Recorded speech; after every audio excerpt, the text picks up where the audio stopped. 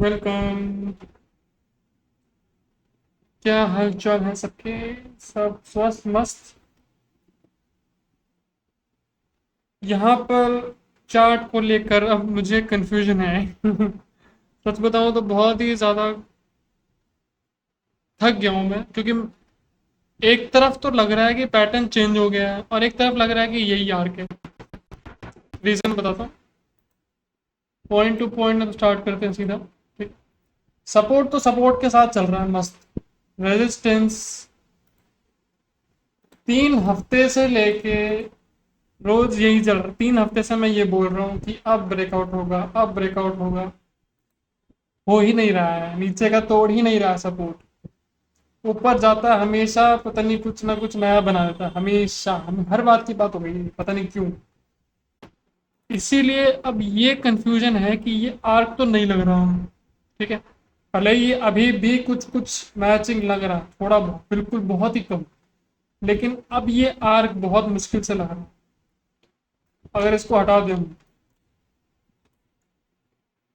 और हम इसको जैसा अभी 2 घंटे टाइम फ्रेम पे देख रहे हैं और इसको शुद्ध लाइन पैटर्न स्टाइल में देखें, तो यहाँ से हम क्लियरली दिखता है कि यहाँ से जो एक सब ट्रेंड लाइन बनाए हम, जो इन दो पॉइंट्स को जोड़ रही है, थोड़ी बड़ी कर देते हैं। ये हो गया अपना सपोर्ट। और ये जो ऊपर की जो लाइन आ रही है, ये पॉइंट और ये पॉइंट, उसको भी अपन अगर जोड़ दें, इस पॉइंट से लेके इस पॉइंट तक, अगर हम इसको रेजिस्टेंस बनाते हैं नया, हम जैसे इसको 2 घंटे के टाइम फ्रेम में देख रहे हैं और अब देखें हम, तो ये एक ट्रायंगल भी लग रहा है। क्योंकि सपोर्ट भी 2 पॉइंट है जिसकी वजह से सपोर्ट बना है, और 2 पॉइंट है जिसकी वजह से रेजिस्टेंस बना है। तो अब कंफ्यूजन मेरे को ये है, कंफ्यूजन तो वैसे नहीं है, मुझे लग रहा है अब ये पैटर्न चेंज हो गया। तीसरा पैटर्न चेंज हुआ, ये तीसरा। पहले मुझे लग रहा था हेड एंड शोल्डर होगा, लेकिन चार्ट ने वो गलत कर दिया। आर्क टूल होगा, वो भी चार्ट ने अब गलत कर दिया लग रहा।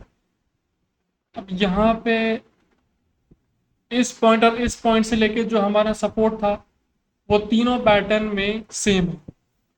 सपोर्ट बिल्कुल भी नहीं बदला, हमेशा रेजिस्टेंस को लेके ही चक्कर पड़ता है हमेशा। इस बार देखते हैं क्या होता है।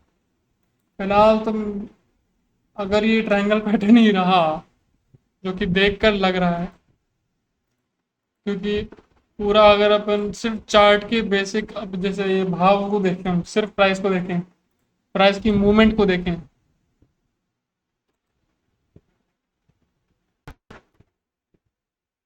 तो यहाँ पे फिलहाल तो यही 2 पॉइंट्स लग रहे हैं जिनकी वजह से रेजिस्टेंस बन रहा है।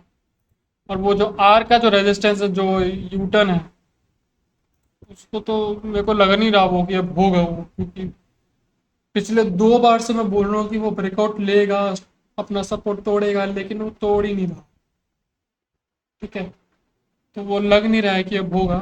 अब फिर से पैटर्न का चेंज मूवमेंट आया है। इस बार भी देखते हैं कि पॉसिबिलिटी हो कि ये पैटर्न फाइनल हो, तो मज़ा आ जाए। देखते हैं क्या होता है। अब क्योंकि ये ट्रायंगल है, तो ट्रायंगल तो होता है रिवर्सल भी, कंटिन्यूशन भी। इतनी अच्छी मूवमेंट इसने दी है यहाँ से लेके यहाँ तक, बहुत ही बढ़िया ऊपर मूवमेंट, अपर मूव रहा है। पिछले कितने, शायद 15-20 अच्छे, बहुत, एक महीने से तो बहुत अच्छा ऊपर मूव रहा। कंटिन्यूशन रहा तो और ऊपर तक जाएगा, नहीं रहा तो यूटर्न ले लेकर रिवर्सल हो सकता है। लेकिन यहाँ पे एक चीज है जो हमको एक क्लैरिटी दे सकती है। अभी इस पैटर्न का जो एंड पॉइंट है वो है अगले मंडे।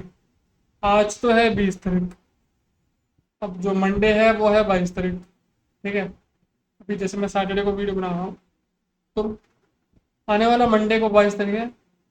और जो इस पैटर्न का एंड पॉइंट है वो उसके अगले मंडे 29 जुलाई को है, 29 तारीख की। ठीक है।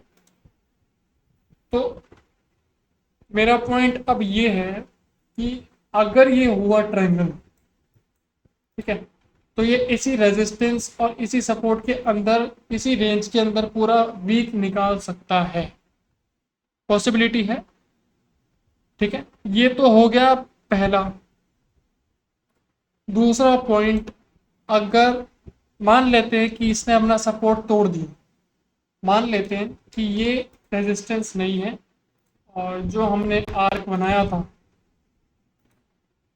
वो ही है। ठीक है, एक एक टाइम के लिए अपन पॉसिबिलिटी लेके चल लेते कि जो हमने आर्क बनाया था वही पैटर्न। ठीक है, हम एक सेकंड बोल रहा, मैं इसको एकदम क्लियरली बना लेता हूँ ताकि कोई गड़बड़ ना हो इसमें। ठीक है, बाकी इस बार मेरा पॉइंट, पहला पॉइंट तो समझ गए। अगर वो, मैं एक सेकंड में काम करते हैं, इस लाइन को भी बना ही लेते हैं, कंफ्यूजन बाढ़ में, इतनी कंफ्यूजन तो होनी नहीं है। इसको छुपा भी सकते हैं ना, वैसे नहीं छुपा सकते। हाइड, अब अनहाइड कैसे करूंगा इसको मैं? ओके, ओके,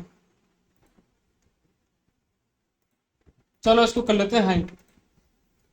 इस ट्राइंगल का एंड पॉइंट है मंडे के आसपास, आने वाले मंडे के अगले मंडे, जो तारीख है 29 तारीख। ठीक है, पहला पॉइंट ये है कि अगर ये ट्रायंगल पैटर्न होता है तो आने वाली के जो वीक का मूव है वो इसी रेजिस्टेंस और इसी सपोर्ट के अंदर होना चाहिए। ठीक है, सेकंड पॉइंट, अगर आर्क टूल है, ठीक है, तो इसका एंड पॉइंट है वेडनेसडे। वेडनेसडे या थर्सडे के आसपास ये अपना सपोर्ट तोड़ देता है तो फिर ये आर्क टूल हो गया। ठीक है, अब दो पॉइंट है, ट्रायंगल रहा तो उसी रेंज में रहेगा वीक, मतलब नेक्स्ट वीक जो रेंज है उसी में रहेगा। ठीक है, इसी रेंज में, इस रेंज के अंदर। लेकिन अगर आर टू रहा तो वेडनेसडे या थर्सडे तक ब्रेकआउट हो सकता है। ठीक है, अब आर टूल का तो क्या है कि अगर मान लो ब्रेकआउट होता है तो इसके अंदर का जो डिस्टेंस है वो अपना टारगेट रहना चाहिए, बट वो तो बात की बात है। टारगेट तब आएगा जब ब्रेकआउट होगा। 2 हफ्ते से तो बोल रहा हूँ मैं, ब्रेकआउट होता ही नहीं है। पॉसिबिलिटी इसलिए बोलता हूँ क्योंकि कंफर्म नहीं हो, कंफर्म पता नहीं चलता बहुत बार। 3 बार पैटर्न, 2 बार पैटर्न बदल गया है।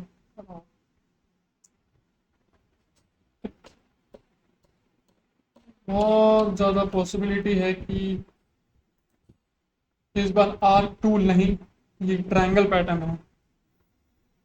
क्योंकि 14 दिनों, 2 हफ्ते से बोल रहा हूँ, 14 डेज, 14 दिन तक ब्रेकआउट नहीं हुआ इसका। अब तक हो जाना चाहिए था। अगर वो रेजिस्टेंस होता ना, आर्क टूल का अगर वो स्ट्रॉन्ग रेजिस्टेंस होता तो वो टूट जाता, सपोर्ट को तोड़ देता और वो नीचे जाता, बट नहीं गया। तो आई थिंक कि वो आर्क टूल नहीं होगा। और एक पॉसिबिलिटी है, तो कोई भी कंफर्मेशन नहीं है।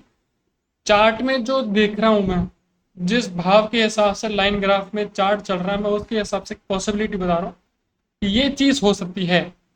अब वो होती है कि वो नहीं होती है वो देखते हैं। फिलहाल तो चार्ट में जो दिख रहा है वो है ट्रायंगल पैटर्न। ठीक है, आर टूल मेरे को लगता नहीं है कि इस बार होना चाहिए। 2 बार गलती कर दी है मैंने भी, मेरे से भी गलती हुई वो। और अगर ये ट्रायंगल पैटर्न है तो नेक्स्ट वीक भी इसी रेंज के अंदर रहना चाहिए। बाकी देखते हैं क्या होता है। फिलहाल के लिए तो इतना ही। बाकी अगर चार्ट से रिलेटेड तुमको जो पता चला है, जो चीज़ मैंने गौर नहीं की, जो मतलब जो चीज़ मेरे ध्यान में नहीं आया और तुमको जो चीज़ पता चली, तो प्लीज़ मुझे बताओ ताकि मेरी भी कैलकुलेशन और जो एनालाइजेशन है उसमें, एनालाइज जो करता हूँ उसमें करेक्शन हो। फिलहाल के लिए इतना ही। Thank you.